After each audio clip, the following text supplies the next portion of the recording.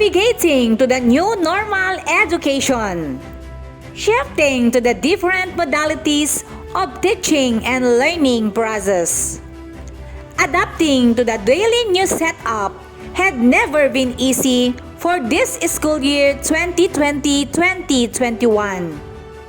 But Pagudpud Central Elementary School has been strong in facing these challenges brought by the COVID-19 pandemic. Today is another milestone that manifests how Pagudpud Central Elementary School stands for its core mission, which is to provide quality education despite the pandemic. Ladies and gentlemen, join us for the Pagudpud Central Elementary School Kindergarten Virtual Moving Up Ceremony with the theme Strengthening the Quality of Education Amid the COVID-19 Pandemic. Let us witness the processional.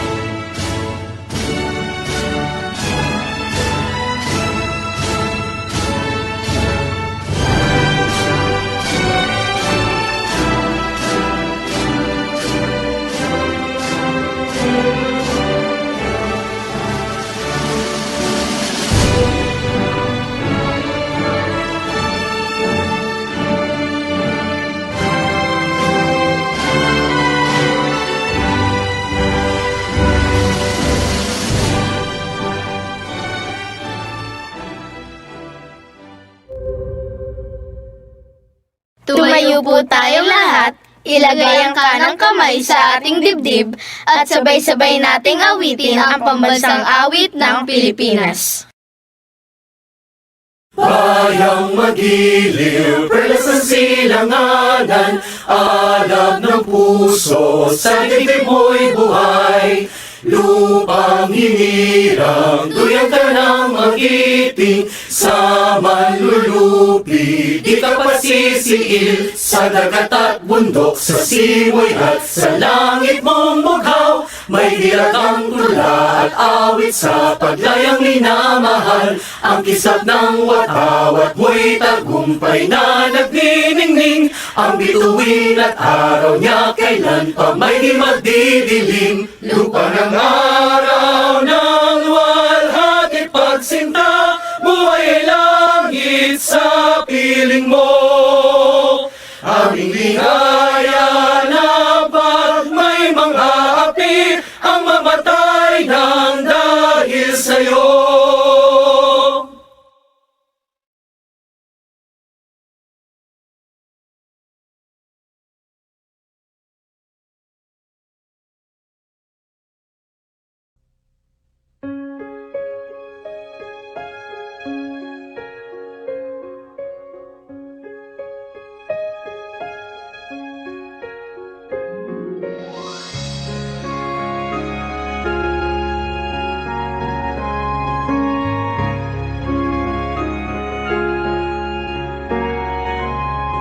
Dakilang may likha sa kalingat pang-unawa,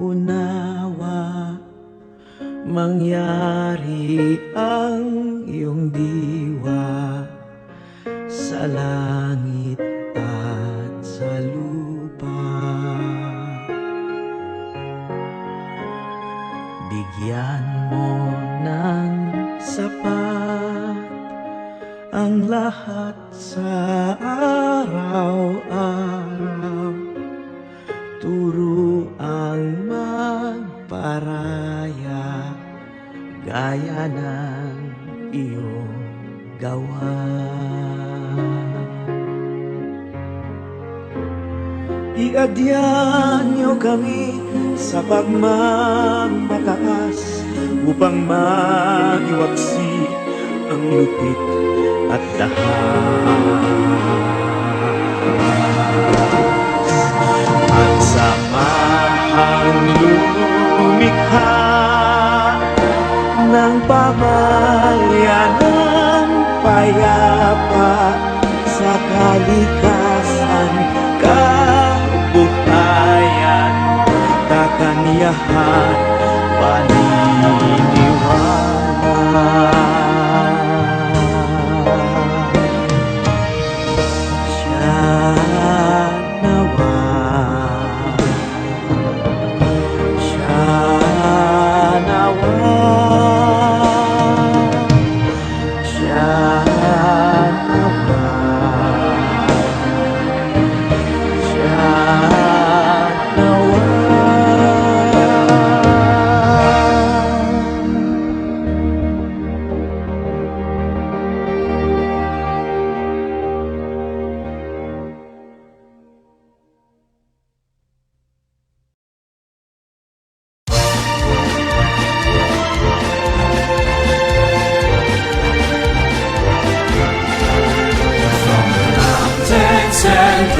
Rivers, through the breaks and winding trails, to the shores where breezes linger. That's the place I love so well. It's the home of men who loved her, men who died to keep us free, men who told no bad the weather, that anyone will never be. Region 1, oh Region 1, there's no better place I see. Region 1, oh Region 1, dearest home by far to me. From her care I learn my lessons, in her veils I work and play. She is me safe and happy as I live on day by day. From to other lands I wander as I search for wealth and fame. In my heart I will remember Region 1, beloved name. Region 1, oh Region 1, there's no better place I see. Region 1, oh Region 1, dearest of my varsity. Other lands I wander as I search for wealth and fame. In my heart I will remember Region 1, beloved name. Region 1!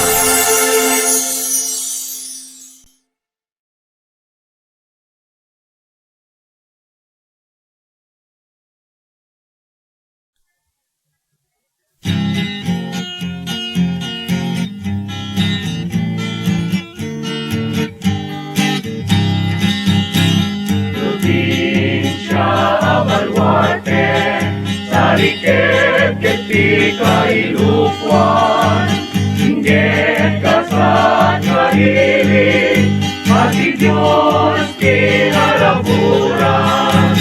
At taong nakakita, ikilubog pagkidinamagan, Basta tiket at pudilera, sila muda magpaningan.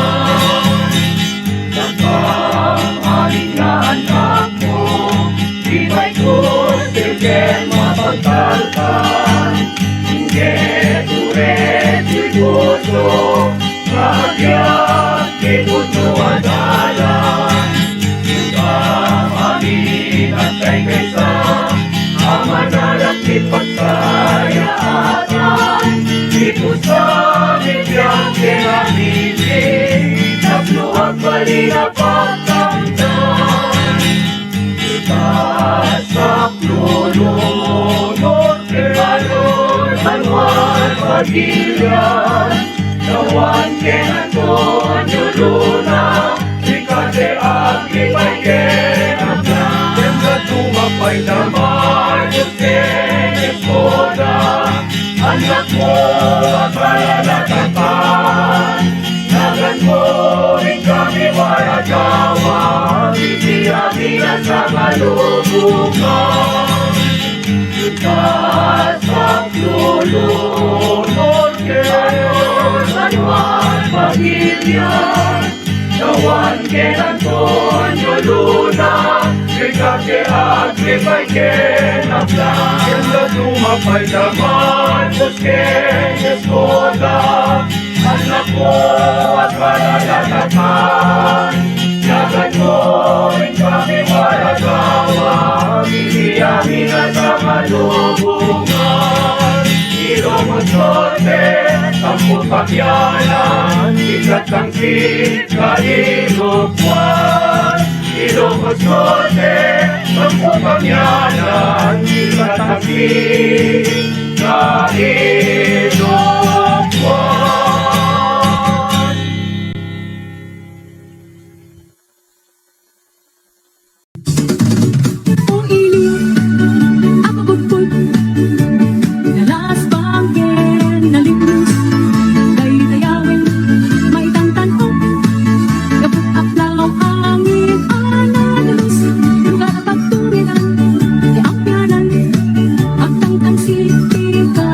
Ilong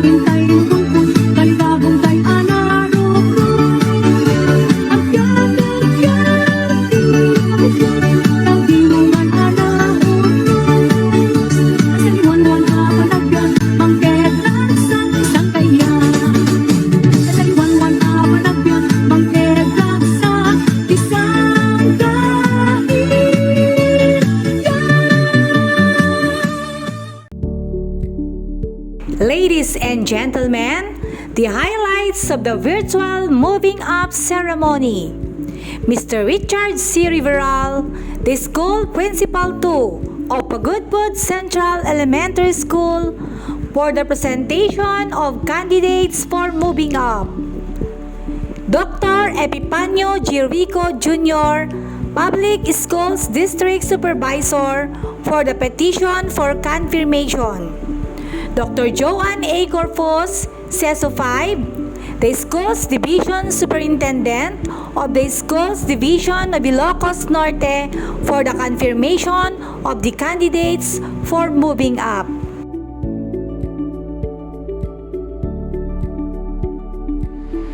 Our Public Schools District Supervisor, Mr. Epifanio G. Rico Jr.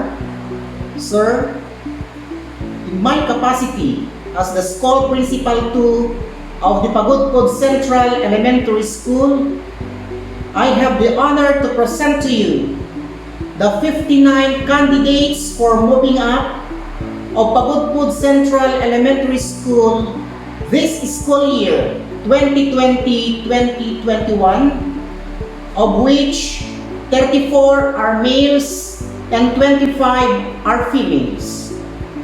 I certify that they have satisfactorily completed all the requirements prescribed by the Bureau of Kindergarten Education of the Basic Education Curriculum of the Department of Education.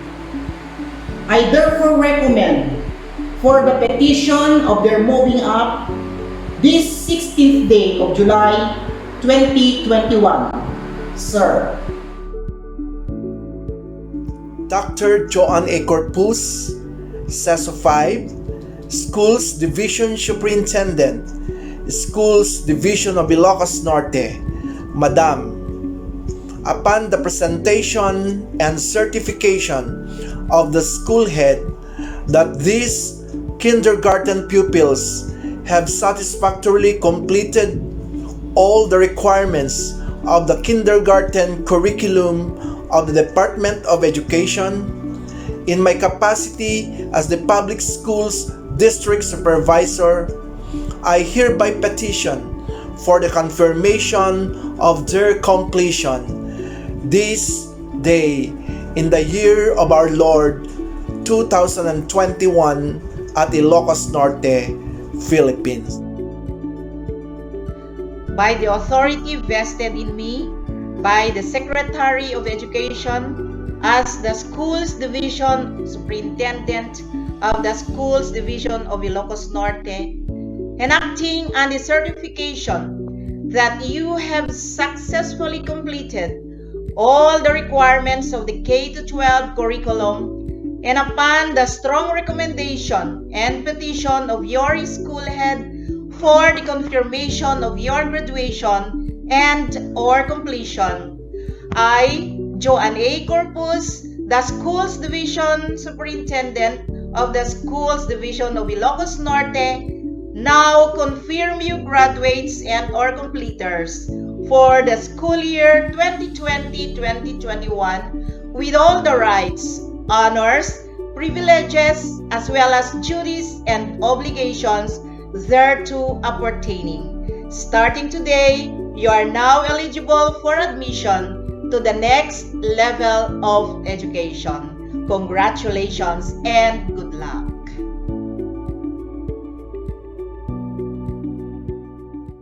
My friends, the awarding of diplomas to the completers.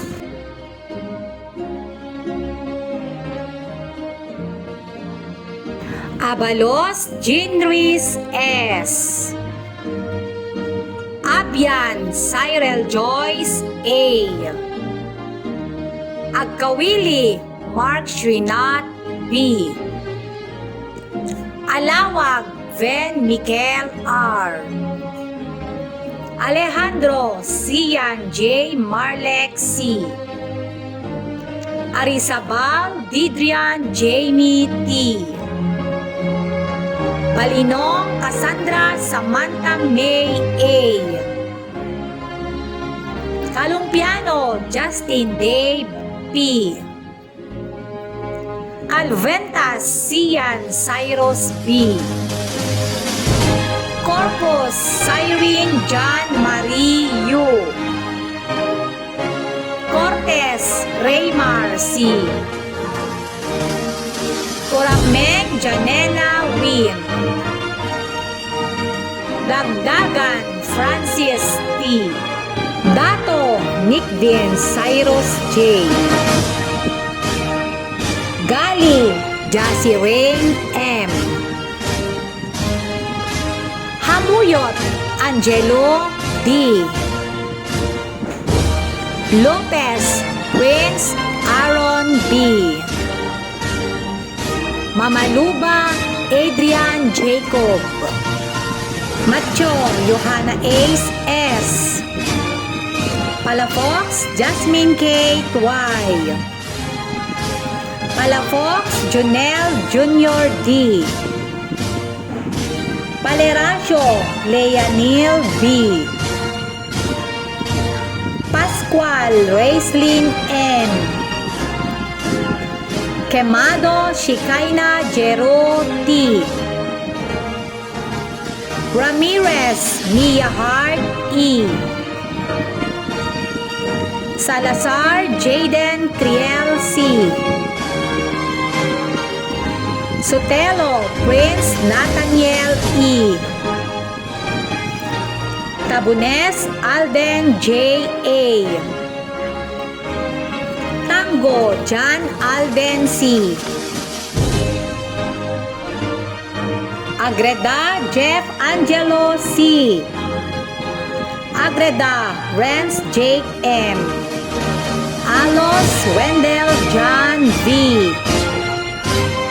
Bagawisan, Althea Kate A. Bartolome, Natalia Ruth P. Burang, Bobby A. Kabasaan, Jenica S. Cariño, Erica P. Cariño, James G. Castro, Rio Ken A. Corrales, Lucas Macho C. Cuenca, Felmark C. Corameng Amon V. Dumlao, James Ashley B. Edo Andrea Nadine G. Espirito Brilliant K. A. Giamsay Maria Altea A. Lajero Jiven Kyler L. Matamis April Aryan A. Matamis Christine A. Pagurayan Raysen R. Paleracio Caden Jos G. Pasqua Shai Patience Elise M. Rangkapan Mark Allen V. Samalyo Machos Arkin L. Tabios Glenn Paulo A. Tango Prince Paulo Case A. Tango Samantha V. Tango Cyrus Hazel John M. Wakat Prince Arnold P.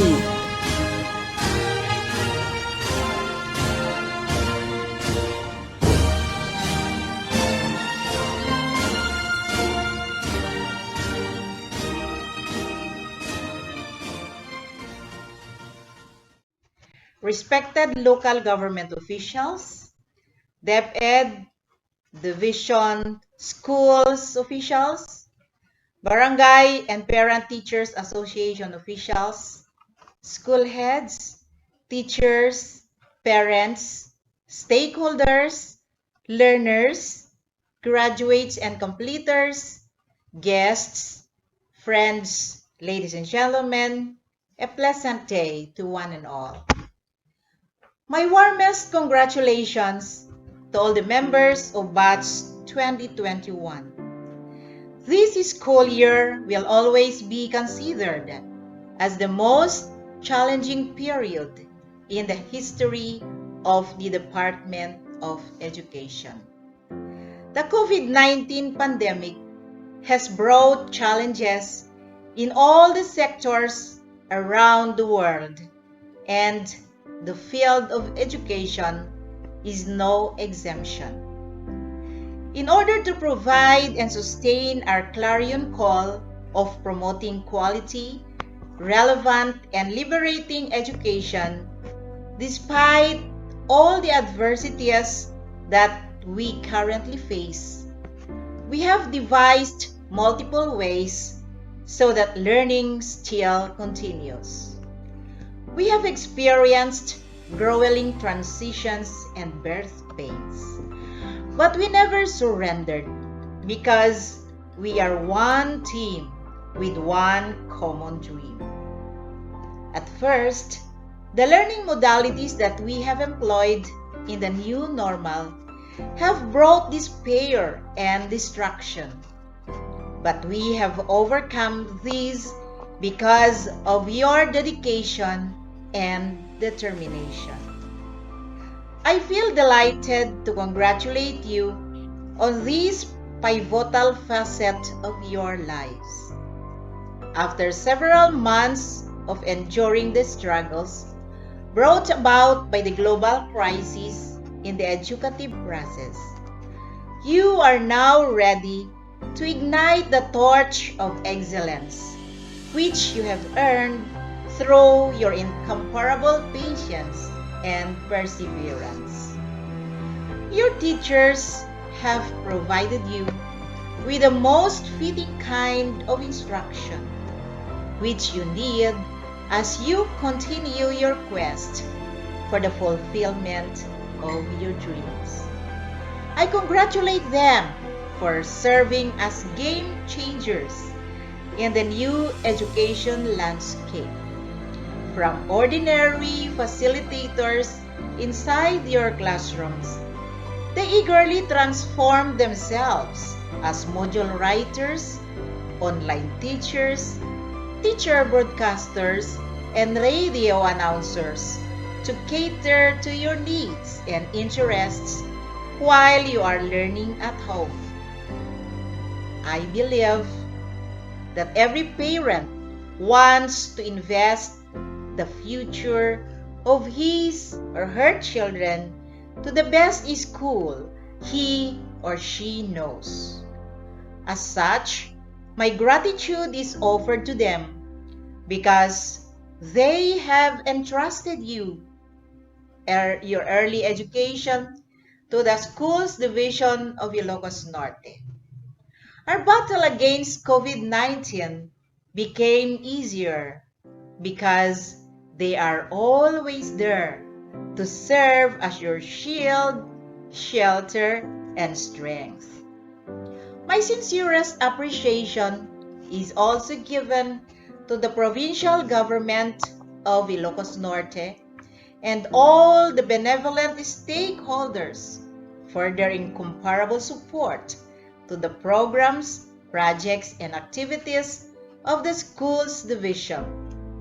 The strong partnerships and linkages that they have built with us serve as our instruments in combating the challenges caused by the pandemic. At this important milestone of your lives, please be reminded that the greatest rewards that you have are the values that you have obtained from the tales of trials that have been through during the school year. Make these as sources of inspiration for you to do more and be more. I pray that the Lord will forever guide you as you step to the next round of the educational ladder. Always take the positive path, and He will crown you with success that you truly deserve. To all of you, our dear graduates and our completers, good luck in your new journey. Happy graduation, and God bless you.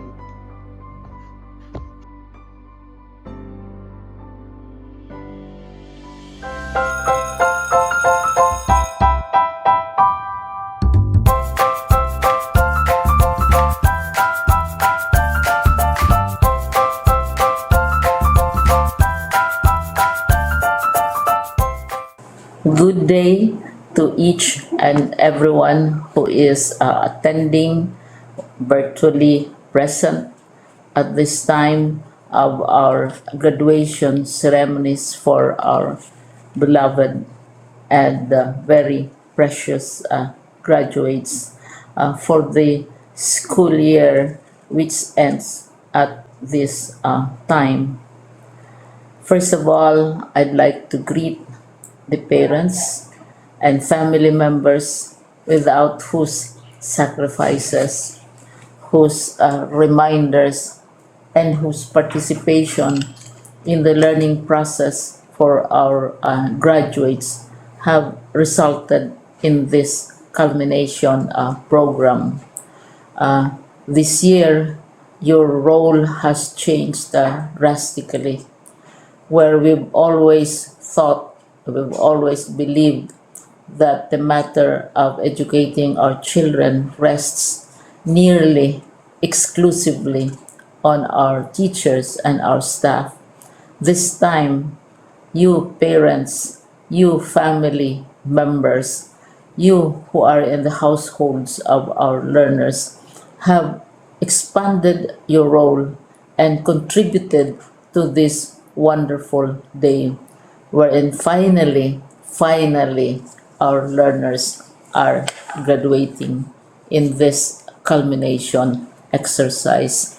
So congratulations, because this year has not been very easy, has not been a picnic for our teachers, for our family members, as well, especially the parents, mothers, fathers, sisters, brothers, and all who have contributed to the achievement of our learners at this time. So, maraming salamat at congratulations, parents and family members. Mas malaki ang role ninyo at this time compared to earlier graduation exercises. Secondly, I would also like to greet our teachers, without whose very careful review and careful supervision of the work of our pupils and our learners, this event would not be taking place at all. And so thank you, teachers. Your role has also expanded, in addition to seeing to it that the modules are faithfully followed, the assignments are correctly implemented, and the learners are truly learning. And you have had to deal with new ways of assessing the performance also of the learners. So congratulations, teachers, for enduring, for your patience, for your love for our learners, and your willingness to engage in a way and methods of teaching which are different from those which are used to. Assessment must have been especially difficult for you, especially since you were not able to see most of the time our students in face-to-face meetings, and most of the meetings, of course, were virtual. We'd also like to thank the local government units for their interest, for their cooperation, and for their continuing contributions to the needs of education, even as our children do not go to school. Your donations of material as well as financial resources at this time are most welcome, and your advice has been taken seriously not only by our teachers, by our school officials, but also by our officials in the Department of Education. We continually talk with local government units, especially in times of disaster, in times of great need for classrooms, for space, and for responses to unforeseen emergencies. Thank you, local government units. But of course, most of the congratulatory greetings fall on the deserving graduate. Each and every one of you is truly special. You are different from the other graduates who have passed through the portals of your school. You went to school practically without seeing your teachers, if at all. You went to school with your parents, your mothers, and your fathers hovering over your shoulders and seeing to it that you are able to complete your assignments. You are completing your studies at a time when examinations and assessments are different. You are culminating these long months of hard work at this time, even as you have to do family chores, even as you are distracted, and even as your world has turned upside down, and it seems and it appears as if we don't know what the future holds and what will happen next. But you have persevered, and now you are ready to graduate. And therefore, you deserve each and every bit of congratulations from us in the Department of Education, from your parents and family members, your teachers, from the officials in local government, as well as in the parent teachers associations. You deserve each and every single congratulatory pat on your back, each hug virtually, of course, and each greeting, which I am sure you are also receiving virtually. I don't know if you will remember this event many, many years from now. I have tried to recall myself who our graduation speaker was when I finished high school and when I finished my college studies. All I remember is that the graduation speaker was someone important, someone who was invited because that someone is supposed to give a message. What was more important to us graduates at that time was the excitement of the celebrations, the happiness and the joy of our parents, the sadness of parting from our classmates and from our teachers, and the enjoyment of all the graduation events that usually take place come commencement day. When I was a college student, we had a series of events which were designed to embed in our minds, which were designed to help us remember and not forget our days in college.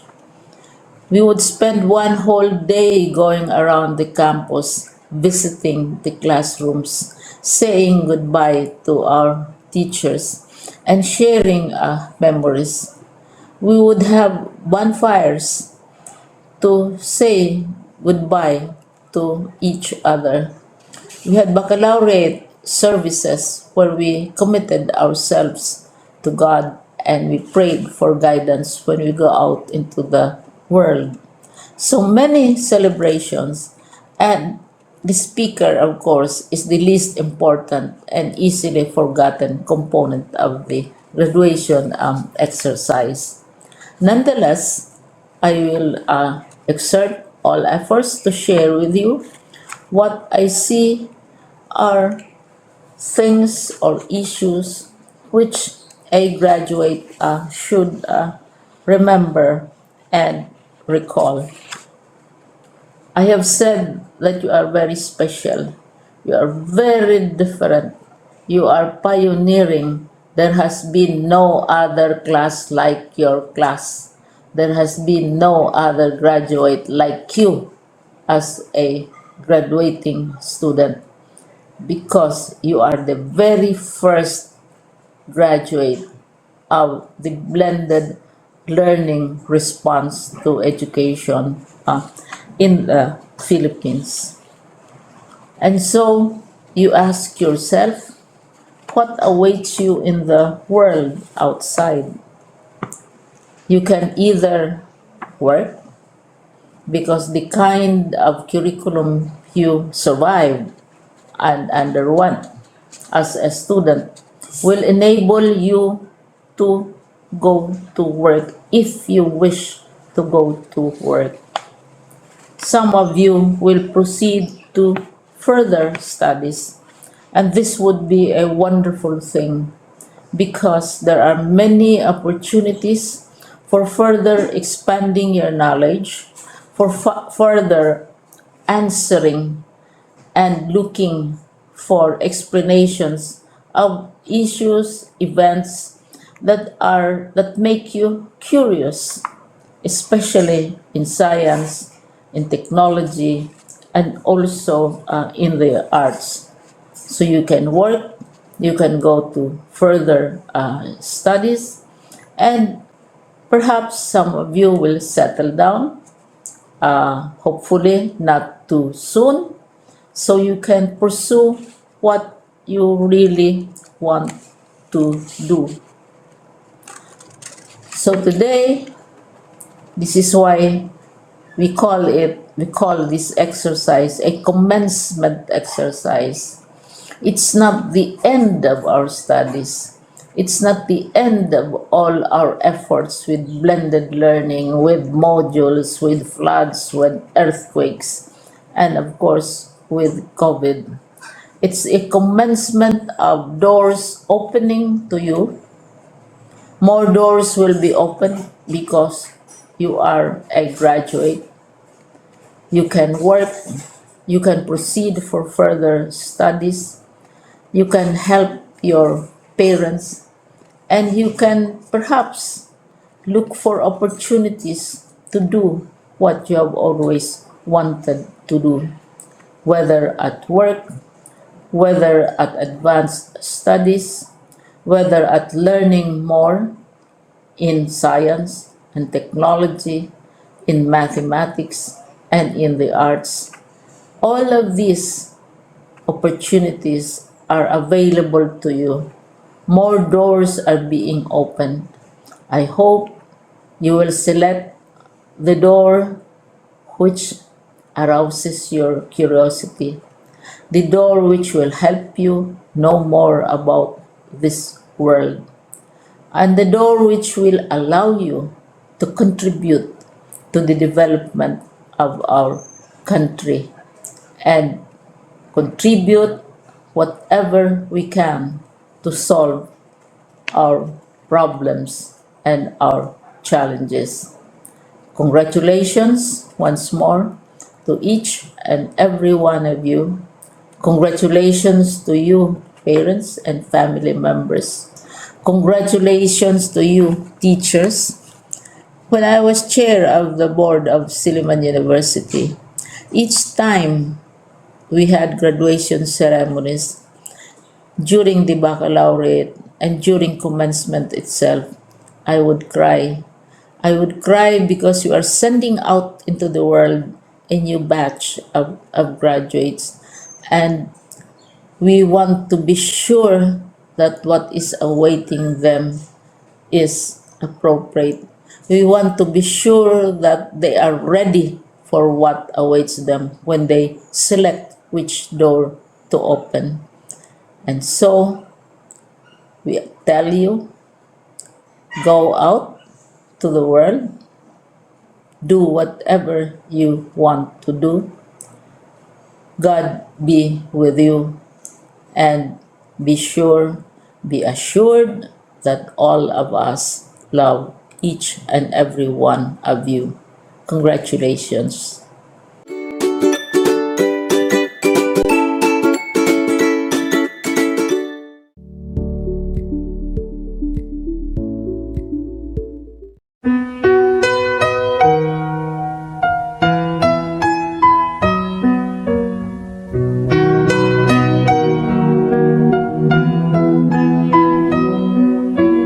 Don't lose your way with each passing day.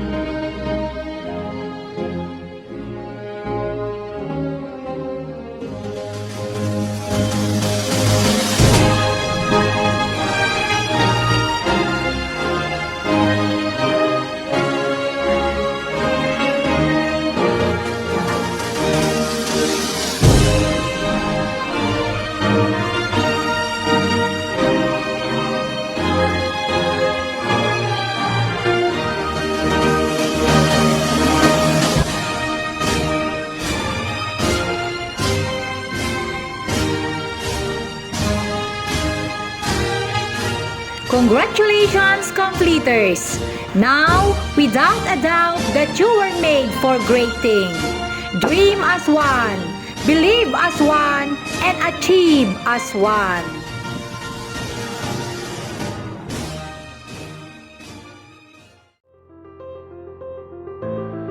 We would like to extend our boundless and heartfelt thanks to the parents, DepEd officials, municipal and local officials to make the Pagudpud Central Elementary School a bright promise for tomorrow. Thank you for making school year 2020-2021 a truly successful one.